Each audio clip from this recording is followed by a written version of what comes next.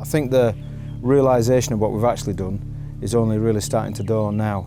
So a couple of days after, and I'm sure over the next few weeks, I'll be having many moments where I just go, did we really do that? 2, 3, let's go! Okay, come on, roll!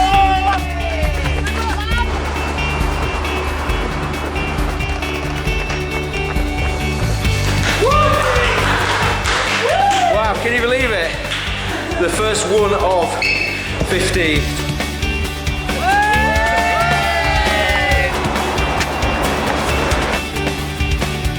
Here we are in Canberra, marathon number 7.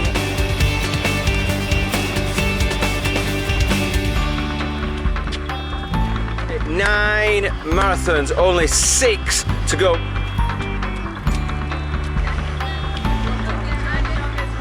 Nearly 12 miles into marathon number 14. Wow. Oh man. Wow. All the way along it's been we're going to do the job. We've got a job to do and we're going to finish it. So it's kind of like, and you had to hold yourself together because even on the last day, a 42k run just on its own is not easy. So you couldn't let your guard down.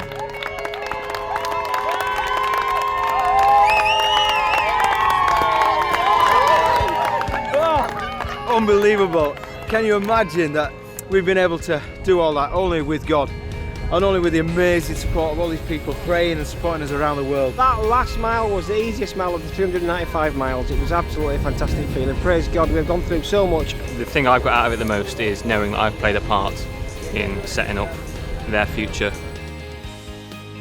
We exceeded anything we could have possibly have thought of. I mean, we had 3 objectives. One was to really make awareness of CAP, particularly here in Australia and New Zealand where we're much smaller. Second thing we wanted to do was to really make a statement to everybody we could to remember the poor. So to Christians, to churches, to anybody who'd listen, that in the midst of all that's going on in our society at the moment and your society, we must remember the poor. Jesus came for the poor. As a church, we must keep remembering. And the response we got across the world from Christians left us in no doubt that the church is alive and kicking and really wanting to partner with us. And the amount of money that we've raised over those fundraising dinners and people donating online, staggering. I mean, here in New Zealand, $296,000. In total, we raised 2.5 million New Zealand dollars around the world. Obviously, the money we raised in each country goes for that country's work. So CAP New Zealand, 5 years since we arrived with 4 names and a few $1,000s. We've now got 13 centres, 100 education centres. We're going to go from 13 to 20 next year.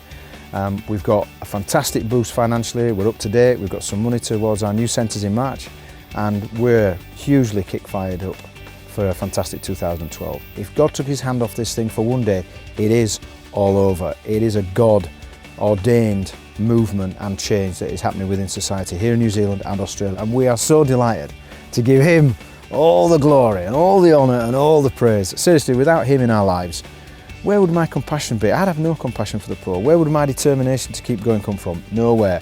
Where would my drive and as an organisation our determination to risk all for the poor? It is God in us and through us.